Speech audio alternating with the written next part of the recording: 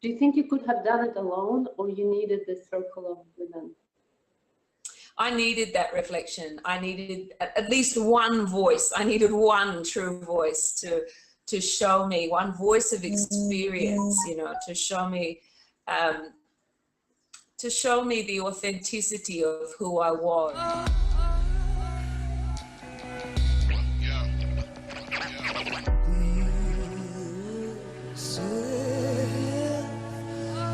Don't try to embrace, baby, there isn't anybody else quite like you. I hope you don't mind. I will ask you a really tough question, because with this question, women come often to me when they are at the lowest point in their life. Let's say you've just been raped, or husband leaves you. This is what happens with our women, or they lose a job, or they lose a child, or like their whole life shakes up.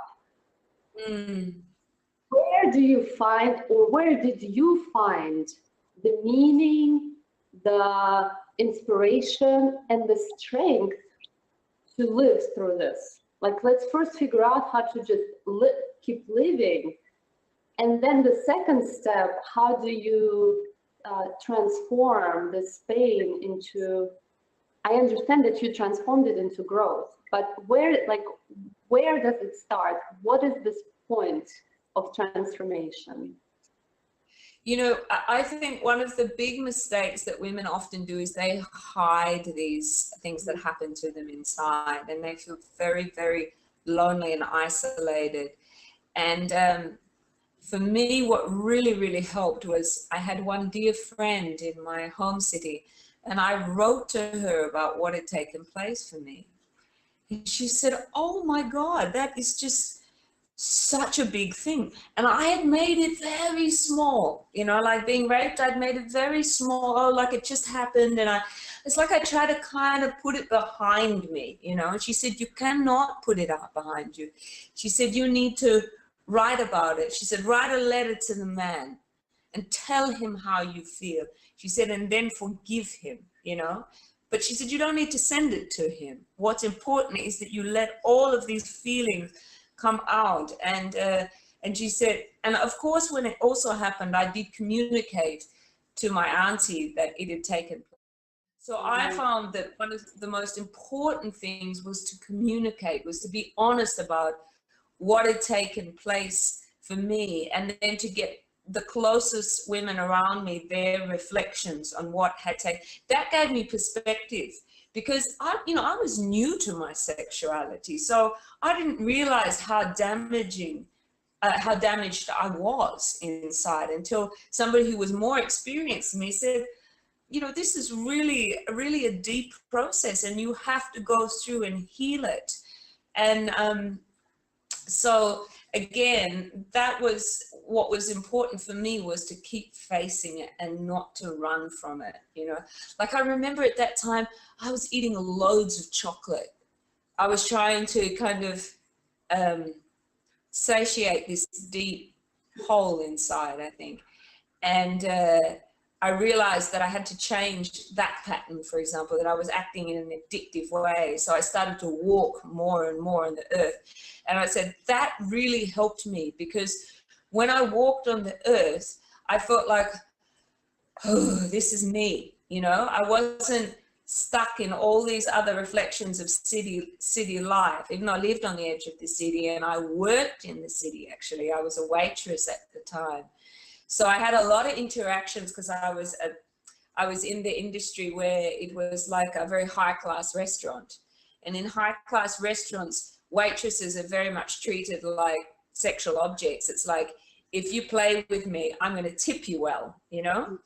And so all of this confusing energy was going on in that reflection of city life. So when I would extract myself and just put myself out on the earth and walk every day, I would start to feel like this is me, you know, and I started to get a strength and a power from just walking on the earth, and that positive reflection from the closest women around me that said, face it, go into it, you know. don't run away from it. It's not small. Do you think you could have done it alone, or you needed the circle of women? I needed that reflection. I needed at least one voice. I needed one true voice to show me, one voice of experience, you know, to show me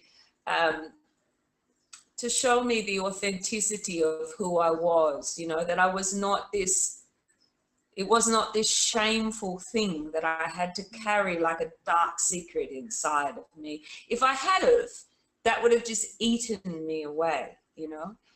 And it's interesting because what I realized is that the men that came to me after that time in my life, because I faced it, the men that came to me to love me over the next years, they were very loving men. And I was very honest with them about what had taken place. They were very loving men, and they held me with a great tenderness, and that was really healing as well. Mm-hmm. Yeah. By the way, what did your aunt say? You said she told me who I am. So what did she say at that point, who you are?